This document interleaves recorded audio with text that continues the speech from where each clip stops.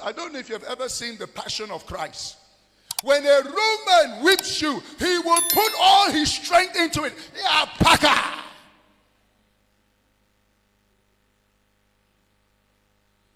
And that flagrum, there are two ways they operate it. Number one, when they can, the first way they can do it is by, when they release it, piam, they will hold it there and allow the nails and the glass and the bones to sink into your flesh. Then they will yank it, pia, and your flesh, the meat, chunks of flesh will be ripped and be flying in the air. The second way the Romans whip you, when they whip you, piam, they will now drag it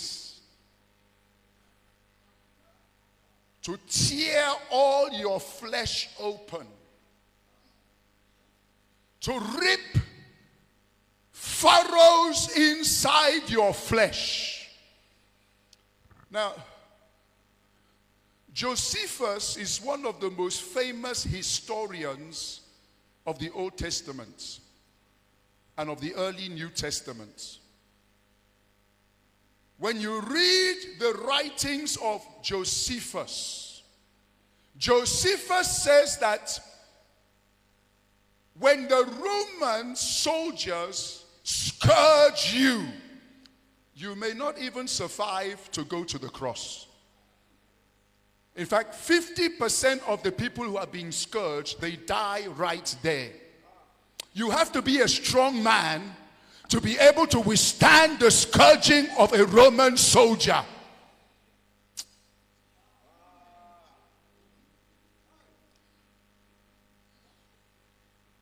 There's a 3rd century historian called Eusebius of Caesarea.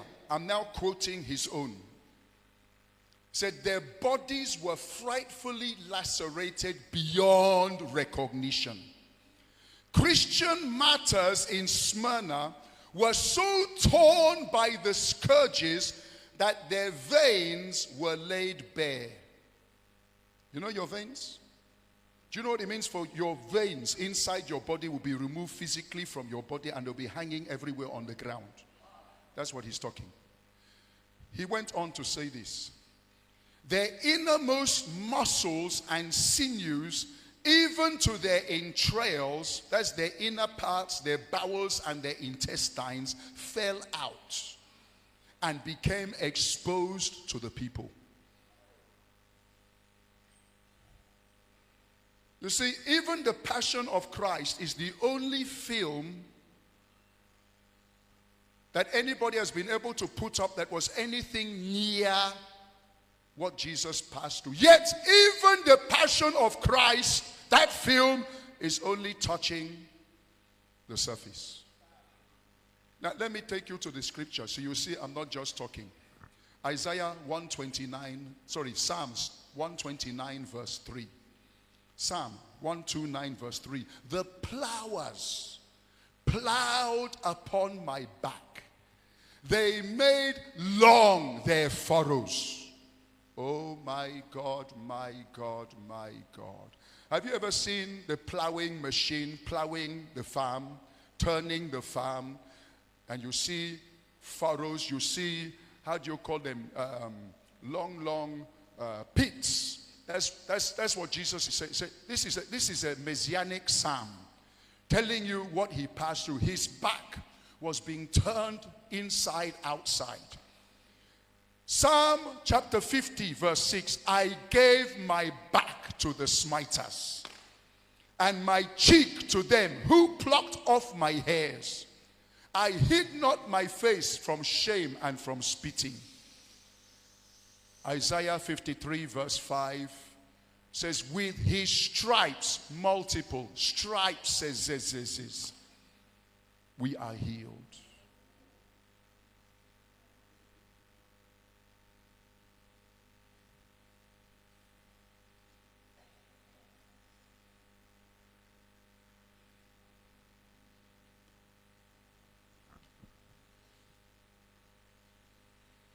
By the time they had finished that scourging exercise on Jesus, I want to tell you, his bones, physically his bones were exposed. I will take you to scripture. I will show you.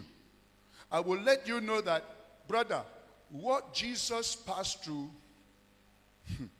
it was so inhuman.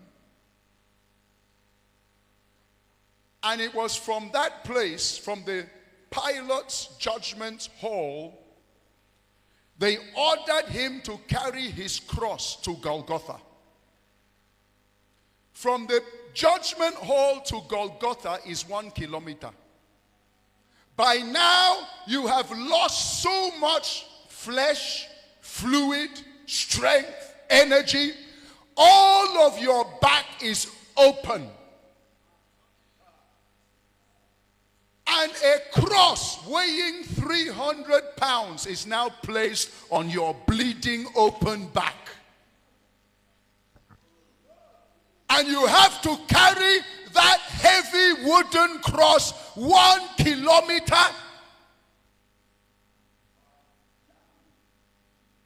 That was why Jesus, on that journey, he collapsed 3 times.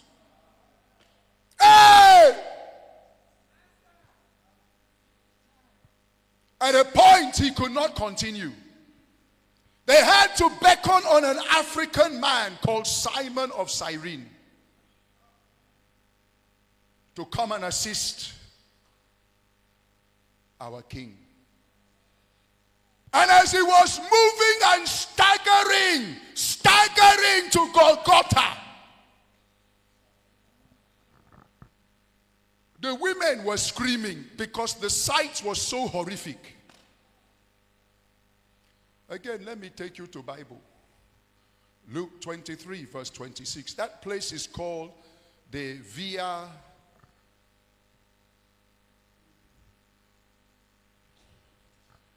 Is it Dolorada or what? The Via Dolorosa. That was the journey, the Via Dolorosa. Okay, let me read. Luke 23, 26. And as they led him away, they laid hold upon one Simon, a Cyrenian, coming out of the country.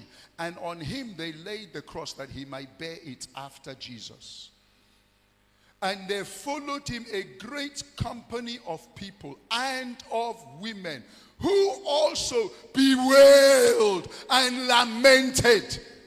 And Jesus, turning to them, said, "Daughters of Jerusalem, weep not for me. Weep for your own daughters and your own son." See, I want you to understand that the sight was so horrific. Women were screaming at the sight. Ha. Ha. And then they took him to Golgotha. It is at Golgotha they carry his 2 arms and put those nails. Those nails are 6 inches. They did not put the nails through his hands. Why? Because the hands cannot carry the body weight. If they put the nails through the hands, by the time the body is hanging on the cross, the weight of the human body will cause the nails to tear through the hands, and the human body will fall down. The Romans never put nails in hands. They put nails through your wrists. And whenever the nail goes through a man's wrist, it cannot avoid what is called the median nerve. The median nerve is both in your wrists and in your feet. And when the nail goes through that place, it crushes the median nerve. And the pain is so undescribable that they had to coin a brand new name that has never been used before on planet Earth to describe that type of pain. They call that pain excruciating. The word excruciating, inside that word excruciating is the word cruci.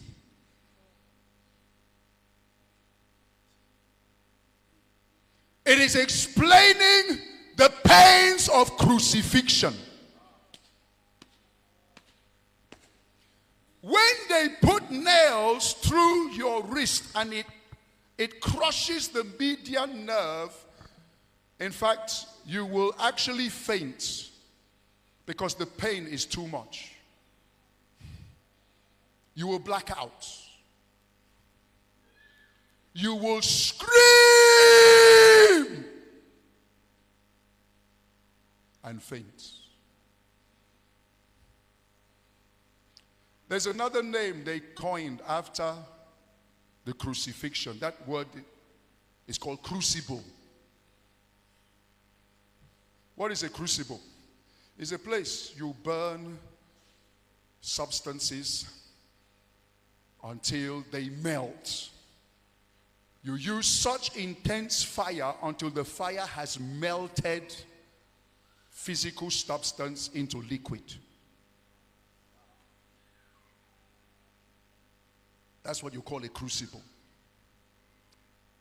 That is to tell you the crucifixion, brother, it's not as easy, as simple as you see.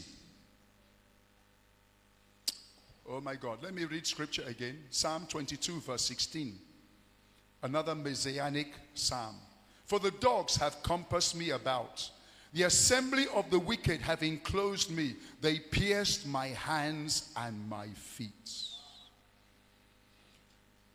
I'm still reading Psalms 22, one of the greatest messianic psalms. Because David, he saw the crucifixion of Jesus. David, he saw it and he wrote it down. Look at it, Psalm 22 verse 1. My God, why hast thou forsaken me? Why art thou so far from helping me and from the words of my roaring? Verse 7. All they that see me laugh me to scorn. They shoot out their lips. They shake their head. Verse 8, saying, he trusted on the Lord that he would deliver him. Let him deliver him, seeing he delighted in him. Oh my God. I am poured out like water, and all my bones are out of joint. All what? What happened? I hope you know that Jesus' two arms were dislocated. In the Roman crucifixion, you used to see pictures, paintings, drawings of the crucifixion, and you will see them standing like this. In capital T. No, sir, it's not a capital T, it's capital Y. Because by the time they nail you, your body weight will pull you down, and your arms will be left up like this, and your arms slowly will be pulled out from their sockets. They will be dislocated from your joints. This is what Jesus is saying. This is David in the psalmist. He said, my bones are pulled out of joints.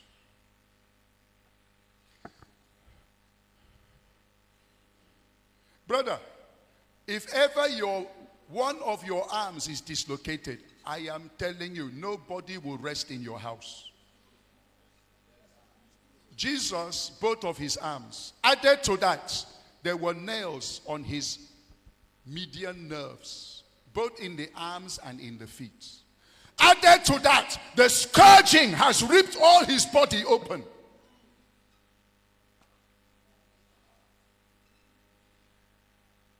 For this you did for me, know me without you, no throne without the cross, there'll be no sacrifice without your blood. This you did for me.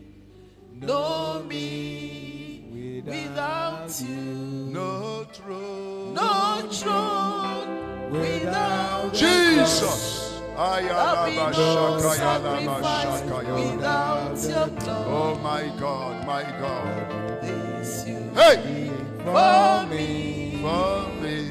No me without you. The next thing you will start to suffer in crucifixion is what we call asphyxiation.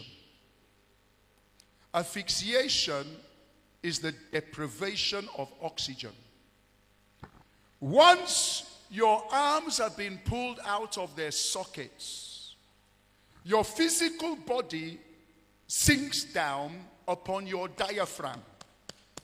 It's your diaphragm that you use for inhaling and exhaling oxygen. But now your diaphragm is compromised. You cannot breathe in. The only way you can breathe in on a cross of crucifixion, you have to pull up your body on those 3 nails that are holding your hands and your feet. You pull yourself up, arch your back for air to come in.